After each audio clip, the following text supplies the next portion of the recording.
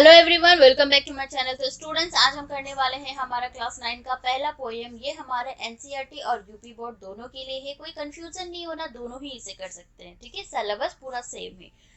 तो चलिए poem start करते हैं। पोएम का नाम है द रोड नॉट टेकन। ये एक नैरेटिव पोएम है, मतलब एक स्टोरी है जिसको लिखा है रॉबर्ट फ्रॉस्ट ने। और ये पोएम कब पब्लिश हुआ? 1916 में। हमारे जो रॉबर्ट फ्रॉस्ट है वो एक अमेरिकन पोइट थे। ठीक है, और इनका बोर्न हुआ था 1874 में और डेथ हो गई 1963 में। और हमारा जो ये पोएम है द रोड नॉट टेकन, ये काफी ही फेमस पोएम है। तो चलिए अब थीम के बारे में जानते हैं कि हमारे जो पोइट है वो मैसेज क्या देना चाहते हैं, उसका मेन थीम क्या है ये पोएम का। ठीक है, तो हमारे जो पोइट है वो कहते हैं कि हमें क्या करना चाहिए। ये बहुत ज़्यादा इम्पोर्टेंट है हमारे लिए कि हमें राइट टाइम पे राइट डिसीजन लेना चाहिए। जैसे कि हमारे लाइफ में कभी कभी चॉइसेस आ जाते हैं। ठीक है, जैसे कि बहुत सारे ऑप्शंस होते हैं, उसमें से हमें एक ही चॉइस करना होता है। और वो जो जो भी हम डिसाइड करते हैं वो हमारे फ्यूचर पर डायरेक्ट इफेक्ट होता है। फॉर एग्जांपल, आप अभी क्लास 9 में हैं। इन फ्यूचर आफ्टर कंप्लीटिंग 10 आप लोगों को डिसाइड करना होगा कि आपको कौन से फील्ड में जाना है, आर्ट्स, साइंस, अगर आपको कॉमर्स। आपको तीनों में से कोई एक ऑप्शन मतलब चॉइस करना है। ठीक है, तो अब आप तीनों तो चॉइस नहीं कर सकते हैं, क्योंकि आप एक सिंगल आदमी हो और आपको एक ही स्टडी पे जाना है, एक ही फील्ड पे जाना है, तो आपको एक ही चॉइस करना होगा। और आप चॉइस करने के बाद में इन फ्यूचर आपको जाके पता चलेगा कि आपने जो भी चॉइसेस किया, आपने जो डिसाइड किया कि आपको कॉमर्स लेना है या आर्ट्स लेना है या साइंस लेना है, क्या वो आपका फैसला सही था। तो जो भी आप डिसाइड करेंगे उस वक्त, वो आपका कब आएगा? फ्यूचर में जाके आपको क्लियरली पता चलेगा कि मैंने जो डिसाइड किया वो सही था या गलत था। तो पॉइंट कहते हैं हमारे कि कभी कभी ऐसा टाइम आता है कि हम बिना कुछ सोचे समझे डिसाइड कर लेते हैं। हमारे पास कुछ सोचने समझने का भी वो नहीं रहता कि हम कुछ सोचे समझे, कुछ समझ में नहीं आता, तो हम बस यूं ही कह देते हैं कि हाँ हमें ये करना है, हम ये चॉइसेस कर लेते हैं। तो उसका इम्पैक्ट कब होता है? फ्यूचर पे। ठीक है, तो पहला स्टेंजा करते हैं। पहला स्टेंजा में कुछ वर्ड है, मैं बता दूं। डाइवर्स। डाइवर्स का मतलब होता है सेपरेट फ्रॉम अनदर रूट्स, हट जाना, अलग होना। ठीक है, येलो वुड। येलो वुड का मतलब होता है पीला फॉरेस्ट, पीला जंगल। उसके बाद है यहाँ पे बेंट। बेंट का मतलब होता है मुड़ जाना, कोई भी रास्ता टर्न हो जाना, ऐसे मुड़ जाना। ठीक है, अंडरग्रोथ। अंडरग्रोथ का मतलब होता है छोटा सा जंगल जहाँ पे छोटे छोटे प्लांट्स होते हैं, हर्ब्स होते हैं, झाड़ियाँ होते हैं, उसे कहते हैं। तो मैं बताऊंगी यहाँ पे इंक्लूड करूंगी कि ये सब वर्ड को क्यों यूज किया गया है। तो चलिए पोएम स्टार्ट करते हैं। Two roads diverged in a yellow wood, and sorry I could not travel both. And be one traveller, long I stood, and looked down one as far as I could, to where it bent in the undergrowth. तो हमारे जो poet है वो कहते हैं कि वो एक दिन फॉरेस्ट के रास्ते से कहीं जा रहे थे। ठीक है, उन्होंने देखा कि वो फॉरेस्ट के जितने भी ट्रीज थे, जितने भी पत्ते थे, वो क्या हो चुके थे? येलो हो चुके थे। मैंने बताया यहाँ पे कि येलो है ना, मीन्स पीला जंगल। ठीक है, तो वो क्या देखते हैं कि जितने भी ट्रीज है वो क्या हो जाते हैं? येलो कलर के हो जाते हैं, और मीन्स ऑरेंज कलर के भी हो जाते हैं। ठीक है, तो ये कब होते हैं? ये जब हमारे ऑटम सीजन होते हैं ना, तभी हमारे जो भी ट्रीज होते हैं, उसके जो लिप्स होते हैं, पत्ते वगैरह होते हैं, वो सब येलो कलर में चेंज हो जाते हैं। तो इसका मतलब वो ऑटम सीजन की बात कर रहे हैं। चलते चलते वो देखते हैं कि एक ऐसा टाइम आता है जहाँ पे दो रास्ते दिखते हैं। फॉर एग्जाम्पल, एक राइट की तरफ, दूसरा लेफ्ट की तरफ। यहाँ पर डाइवर्स यूज किया ना, मैंने बताया था कि कोई भी सेपरेट फ्रॉम अनदर रूट हो जाता है, मतलब एक रास्ता गया आपके, ठीक है, इधर मीन्स लेफ्ट की तरफ, दूसरा गया आपके राइट की तरफ। अब हमारे जो पॉइंट है वो उस वक्त देखकर बहुत ज्यादा कंफ्यूज हो जाते हैं। वो सोचते हैं कि अब तो मैं एक ही आदमी हूँ, है ना, एक आदमी हूँ तो एक टाइम पे एक ही रास्ते पे जा सकता हूँ। अब वो ना कुछ टाइम वहीं पे खड़े हो जाते हैं और बहुत ज्यादा कंफ्यूज हो जाते हैं। वो समझ नहीं सकते कि मुझे करना क्या है। और वहीं से वो क्या करते हैं, दोनों रास्ते को देखते हैं जहां तक उनकी नजर जाती है। ठीक है, उनकी नजर एक जगह पे आके रुक जाती है। कौन सी जगह पे? देखो, यहाँ पे रास्ते जो क्या हो जाते हैं, मुड़ जाते हैं। ठीक है, अब जहाँ पे वो रास्ते, दोनों रास्ते जो मुड़ जाते हैं, वहीं पर उनकी जाके नजर खत्म हो जाती है, क्योंकि उससे आगे वो नहीं देख पाते। क्यों नहीं देख पाते? क्योंकि वहां पे छोटे छोटे क्या होते हैं, प्लांट्स होते हैं, छोटे छोटे झाड़ियों की वजह से। अब जंगल है, फॉरेस्ट है, तो ये सब झाड़ियाँ वगैरह तो रहना ही है ना। तो ये सब चीजों की वजह से वो बिल्कुल भी नहीं देख पाते। अब देखते हैं सेकंड स्ट्रेंजा में क्या है। सेकंड स्ट्रेंजा में हमारा कुछ वर्ड है फेयर। फेयर का मतलब होता है ईमानदार। परहैप्स, परहैप्स का मतलब होता है शायद। बेटर क्लेम, बेटर क्लेम का मतलब होता है बेहतर। ग्रासी, ग्रासी का मतलब होता है हरा घास। वांटेड वेयर, वांटेड का वेयर का मतलब होता है कि जिस जिस किसी चीज को हमने यूज नहीं किया हो। ठीक है, तो चलिए देखते हैं कि ये सब वर्ड को क्यों यूज किया गया। Then took the other just as fair and having perhaps the better claim because it was grassy and wanted wear, though as for that the passing deer had warned them really about the same। और उन्होंने क्या किया, पहले वाले रास्ते को छोड़ दिया। ठीक है, उन्होंने पहले वाले रास्ते को छोड़कर उन्होंने कौन सा चॉइस किया, क्योंकि उन्हें तो कोई एक ही रास्ता चॉइस करना था, क्योंकि वो एक ही इंसान है ना। तो उन्होंने पहले वाले रास्ते को छोड़कर दूसरे वाले रास्ते को चॉइस कर लिया, क्योंकि उन्हें वो रास्ता बहुत ज्यादा ग्रासी लग रहा था। यहाँ पे है वर्ड मैंने बताया था भी, ग्रासी। उन्हें वो रास्ता बहुत ज्यादा ग्रासी लग रहा था। ग्रासी का मतलब होता है जैसे कि लंबे लंबे हरे घास होते हैं ना, वो वहां पे उगे हुए थे। ठीक है, वो ग्रासेस को देखकर उन्हें ऐसा लग रहा था कि ये रास्ते पे ज्यादा लोग ने ट्रेवल नहीं किया होगा। उन्हें ऐसा लग रहा था कि ये रास्ते पे ज्यादा लोग आना जाना नहीं कर चुके होंगे। ठीक है, और जो पहला वाला रास्ता है उन्हें, मतलब वो दोनों रास्ते को कंपेयर करते हैं। ठीक है, दूसरा वाला रास्ता उन्हें ज्यादा ग्रासी लग रहा था बिकॉज वहां पे कोई ज्यादा ट्रेवल नहीं किया, इसलिए वो ग्रासेस जो क्या थे, हरे भरे थे। ठीक है, और जब वो पहले वाले रास्ते को देखते हैं तो वो देखकर ऐसा लगता है कि बहुत ज्यादा लोग वहां पे गुजरे होंगे, क्योंकि वहां के जो ग्रासेस थे ना वो हरे नहीं थे। वहां के जो ग्रासेस थे उन्हें देख के ऐसा लग रहा था कि वो दब चुके हैं। अब दबेंगे, अगर हम लोग फॉर एग्जाम्पल एक रास्ते से हर दिन हर समय, ठीक है, कोई ना कोई अगर गुजरे तो वहां के जो ग्रासेस है वो तो दबेंगे ही ना, वो पैर के नीचे आएंगे तो वो दबेंगे। अब जिस रास्ते पे कोई जाता ही नहीं तो वहां के ग्रासेस कैसे दबेंगे, है ना। तो इसलिए वो रास्ता क्या था, बंजर था। कौन सा रास्ता बंजर था, पहला वाला रास्ता। और दूसरा वाला रास्ता क्या था, देखकर लग रहा था कि वहां से कोई नहीं गुजरते। ठीक है, बिकॉज वहां के रास्ते क्या थे, ग्रासी थे। और चलते चलते, ठीक है, उन्होंने देखा कि अरे ये दोनों रास्ते तो सेम लग रहे हैं। तो चलिए अब करते हैं थर्ड स्टेंजा।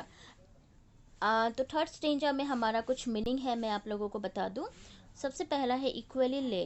ठीक है, इक्वली ले, इक्वली ले का मतलब होता है बराबर से बिछाया गया हो। ट्रोडन ब्लैक, ट्रोडन ब्लैक का मतलब होता है काला कर देना। तो मैं अभी बताऊंगी कि ये सब वर्ड क्यों यूज किया गया है।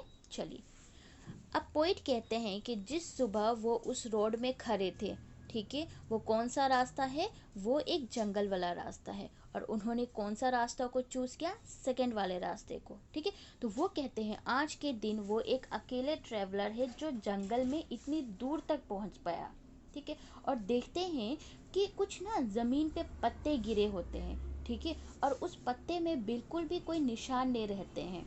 निशान मीन्स कुचले जाने का निशान। जैसे कि हम कभी ट्रैवल करते हैं, हमारे जो पैरों के नीचे अगर हमने कोई फॉरेस्ट वाली जगह पे ट्रैवल किया जहाँ पे बहुत ग्रासेस हो, ठीक है, बहुत पत्ते वगैरह नीचे ज़मीन पे गिरे हो, तो हम लोग देखते हैं कि वो पत्ते या तो टूट जाते हैं या फिर कुछ पत्ते के रंग ऐसे हो जाते हैं जो काले से हो जाते हैं। काले इसलिए हो जाते हैं क्योंकि वहाँ पे बहुत, मतलब उस पत्ते पे बहुत किसी ने अपना क्या रखा, पैर रखा, मीन्स उसका चप्पल गया, उसके शू गया, है ना। तो उस वजह से क्या हो जाते हैं, एकदम या तो टूट जाते हैं वो पत्ते या फिर काले रंग का निशान हो जाते हैं। ठीक है, अब दूसरे पहले वाले जो रास्ते हैं उनकी तरफ जब देखते हैं तो वो रास्ते पे भी कुछ इसी तरह से सिमिलर, इसी तरह से पत्ते गिरे होते हैं, बट डिफरेंस क्या होते हैं कि वहाँ के जो पत्ते हैं वो एकदम टूटे हुए रहते हैं और पत्ते पे निशान रहते हैं। तो वो समझ जाते हैं कि पहले वाले रास्ते पे किसी ने पहले वाले रास्ते में बहुत किसी ने ट्रैवल किया और सेकंड वाले रास्ते पे किसी ने ट्रैवल नहीं किया।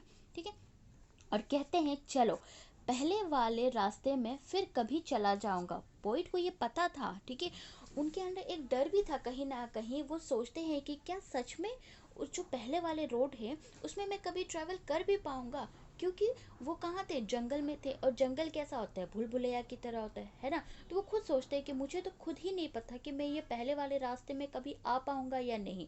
क्योंकि पहला वाला रास्ता और दूसरा वाला रास्ता आगे जाके क्या पता ये एंड हो या ना हो, क्या पता दोनों के डायरेक्शन एकदम ही अलग हो, या मेरे साथ कुछ इंसिडेंट हो जाए, कुछ भी हो सकता है ना। तो इस लाइन के थ्रू ना हमारे पोइट हमें कहना चाहते हैं कि जो भी डिसाइड करो, जो भी चॉइसेस करो, वो सोच समझ के करो, क्योंकि जो भी हम चॉइसेस करते हैं वो हमारे ना मतलब हमारे जो फ्यूचर होते हैं उसमें इम्पैक्ट होते हैं। ठीक है, जैसे आपने डिसाइड किया कि आपको आगे जाके ये करना है, मीन्स आपको साइंस लेना है, ठीक है, और आपने क्या ज्वाइन कर लिया, कॉमर्स ज्वाइन कर लिया। बाद में आपको क्या पता चलता है कि आपने जो डिसाइड किया वो क्या था, गलत था। तो क्या आप उस चीज़ को चेंज कर सकते हो? नहीं चेंज कर सकते हो। अगर आपने चेंज किया भी तो वो बहुत ज़्यादा क्या हो जाएगा, आपका लॉस हो जाएगा, है ना। फॉर एग्जाम्पल आपने ग्रेजुएशन कर लिया, बीएससी कर लिया, ठीक है, उसमें 3 इयर्स का कोर्स होता है, फिर आपने डिसाइड किया कि आपको बीएससी नहीं करना था, ठीक है, आपको बीकॉम करना था, तो फिर देखो 3 इयर्स आपका हो गया ना लॉस। तो आप चेंज कर सकते हो, डजंट मीन कि आप चेंज नहीं कर सकते, आप चेंज कर सकते हो अपने डिसीजन को भी, लेकिन क्या होगा, कहीं ना कोई प्रॉब्लम आ जाएगी, आपका बहुत ज़्यादा नुकसान हो जाएगा। तो पॉइंट हमारा ये कहना चाहते हैं, ठीक है। तो वो यही सोचते हैं कि क्या पता आगे जाके ये रास्ता मुझे कभी मतलब ख़त्म करने का मौका मिले या ना मिले, पहले वाले रास्ते को मैं देख पाऊंगा या नहीं देख पाऊंगा, वो उन्हें खुद भी नहीं पता था, ठीक है। अब चलते हैं हमारा फोर्थ स्टेंजर, जो लास्ट स्टेंजर है, ध्यान से आप लोग सुनना। सबसे पहले मीनिंग कर लेते हैं, ठीक है। शाय, शाय का मतलब होता है आहे भरना, ठीक है, मतलब गहरी सांसें लेना। उसके बाद एक है, देखो, two roads diverse in a wood, means जो हमारा पहला लाइन था पोएम का, सबसे पहला स्टेंजर, फर्स्ट लाइन में भी ये लाइन को यूज़ किया गया था। अब दूसरी बार क्यों यूज़ किया जाता है वो भी मैं दिखाऊंगी। तो चलो, इसमें तो अब कुछ है नहीं, पोएम स्टार्ट करते हैं। तो अब इस लाइन में हमारे जो पोइट है वो कहते हैं कि इन फ्यूचर, ठीक है, भविष्य में वो कभी ना कभी किसी से बता रहे होंगे कि जो मैंने दूसरा रास्ता को चूज़ किया था वो मेरे लिए सही था या गलत था, ठीक है। और वो भी कैसे बताएंगे, वो आहे भर कर बताएंगे। यहाँ पे है ना वर्ड मैंने बताया था, आहे भरना, तो वो आहे भर के बताएंगे, मतलब गहरी सांस लेके। जैसे कि आपने फॉर एग्ज़ाम्पल आप कहीं जा रहे हो, ठीक है, तो आपके पास वैसे चॉइसेस है, आपने क्या किया, पहले वाले रास्ते को छोड़ के पहले वाले रास्ते को चॉइस किया और दूसरे वाले रास्ते को आपने क्या किया, छोड़ दिया। तो इन फ्यूचर आप कभी भी किसी से भी, अपने फ्रेंड्स हो, अपने फैमिली मेम्बर हो, किसी से भी, ठीक है, आप बता रहे होंगे कि अरे यार मैं ऐसे ऐसे जगह पे गई थी, तो मुझे ऐसे ही 2 रास्ते दिखे थे और वहाँ पे क्या था, मैं बहुत ज़्यादा कंफ्यूज हो गई थी, मुझे एक ही रास्ता को चूज़ करना था और मैंने कौन सा रास्ता को चूज़ किया, पहले वाले रास्ते को। तो जब आप बता रहे होंगे तो एकदम आहे भर के बता रहे होंगे, या तो आप खुशी से बता रहे होंगे, हो सकता है वो रास्ते चूज़ करने के बाद आपके लाइफ में बहुत ज़्यादा प्रॉब्लम्स आई हो, तो अगर प्रॉब्लम्स आई हो तो आप जो आहे भरेंगे वो बहुत मतलब एक डरावना सा होगा और एक सैडनेस वाली होगी, ठीक है, कि हाँ मैं वहाँ गई थी, मीन्स आप सांस तो लेंगे गहरी सांस, लेकिन वो एक अलग सैडनेस वाली होगी, ठीक है। और अगर आपने पहले वाले रास्ते को जो चूज़ किया वो अच्छा होगा आपके लिए, तो आप बहुत खुशी से कहेंगे कि हाँ फाइनली मैंने जो डिसाइड किया था वो एकदम सही था। तो पोइट कहते हैं कि इन फ्यूचर, भविष्य में मैं कभी किसी से बता रहा होऊंगा कि मेरे पास भी ऐसे 2 रास्ते आए थे, जहाँ पे 2 रास्ते मतलब 2 रोड थे, एक राइट और एक लेफ्ट, और मैंने कौन सा चूज़ किया, दूसरे रास्ते को चूज़ किया, हालांकि वो बहुत कठिन था, ठीक है, लेकिन मैंने फिर भी चूज़ किया, और देखो आज चूज़ करने की वजह से मेरे साथ इतनी अच्छी अच्छी चीज़ें हो गए, मेरी लाइफ में क्या आ गए, डिफ़िकल्टी, मतलब मेरे लाइफ में बहुत ज़्यादा डिफरेंसेस आ गए, ठीक है, मेरी लाइफ एकदम से बदल गई, है ना। तो हम उनकी लाइफ बदल गई, हाँ बदल गई, क्योंकि उनकी लाइफ तो बहुत अच्छी थी, है ना, वो इतने बड़े हमारे क्या थे, पोइट थे, अमेरिकन पोइट थे, तो डेफिनेटली वो तो एक अच्छे, उन्होंने जो भी डिसाइड किया होगा वो अच्छा ही था, तभी वो इतने बड़े पोइट बन गए। तो हमारा पोएम जो यहाँ पे कंप्लीट हुआ, ये बहुत अच्छा लेसन है, ये बहुत अच्छा पोएम है, हमारे जो भी पोइट जो मैसेज देने की कोशिश कर रहे थे वो हमारे लाइफ से ही रिलेटेड होते हैं, ठीक है। तो फाइनली आप लोगों को समझ में आ गया होगा कि हमारे पोइट क्या कहना चाहते थे। तो आपकी लाइफ में भी ऐसे बहुत सारे मतलब टाइम आते हैं, आए भी होंगे, जहाँ आप लोगों ने कुछ कुछ डिसाइड भी किया होगा और आज शायद आप लोग अफसोस कर रहे होंगे कि शायद मुझे वो चीज़ को नहीं चूज़ करना था, मुझे किसी और चीज़ को चूज़ करना था। या खुश भी होंगे कि हाँ चलो मैंने फाइनली जो भी चूज़ किया वो सही था। तो जो भी चॉइस करना वो एकदम सोच समझ कर करना, एकदम अच्छे से करना है, क्योंकि जो भी आप सोचते हैं वो इन फ्यूचर आपके लाइफ में इम्पैक्ट पड़ना ही है। ठीक है, तो इसी के साथ हमारा पोएम कंप्लीट हुआ। जितने भी मेरे पोएम्स होंगे, मैं कहीं भी पोएम्स में आप लोगों को पोइटिक डिवाइस मेंशन नहीं करूँगी, बिकॉज बहुत सारे स्टूडेंट्स होते हैं, उन्हें पोएम में क्या क्या नोटिस करना होता है। एक तो एक्सप्लेनेशन चाहिए होता है उन्हें, दूसरा कितने सारे वर्ड मीनिंग हो जाते हैं जो बिल्कुल भी समझ में नहीं आता, तीसरा पोइटिक डिवाइस हो जाते हैं कि कौन सा राइमिंग स्कीम यूज़ किया गया, कौन सा क्या है, बहुत ज़्यादा कंफ्यूज हो जाते हैं। तो इसलिए मैं कंफ्यूज नहीं करूँगी, बस ये पोएम को स्टार्ट करना आप, सिर्फ इसमें एक्सप्लेनेशन मिल जाएंगे, वर्ड मीनिंग मिल जाएंगे, और जो भी पोइटिक डिवाइस है वो मैं आप लोगों को दूसरे वीडियो में दे दूँगी। और जितने भी मेरे मतलब वीडियोस होते हैं उसके डिस्क्रिप्शन के लिंक पे आप लोगों को उसके पोइटिक डिवाइस वाले भी वीडियो मिल जाएंगे। तो आई होप आप लोगों को समझ में आ गई हो। जो भी प्रॉब्लम्स है आप लोग मुझसे क्लियर कर सकते हो कमेंट्स में कहकर, और मैं उसे सॉल्व करने की ज़रूर कोशिश करूँगी। अगर अच्छी लगी तो लाइक करें, अगर एक्सप्लेनेशन समझ में ना आया तो प्लीज़ डिसलाइक भी कर दिए आप लोग, ताकि मुझे समझ में आए कि बहुत किसी को मेरी एक्सप्लेनेशन समझ में नहीं आई और मैं बेटर करने की कोशिश करूँगी। ठीक है, एग्ज़ाम सामने है तो प्लीज़ आप लोग अच्छी तरह से प्रिपेयर कर ले। So thank you so much.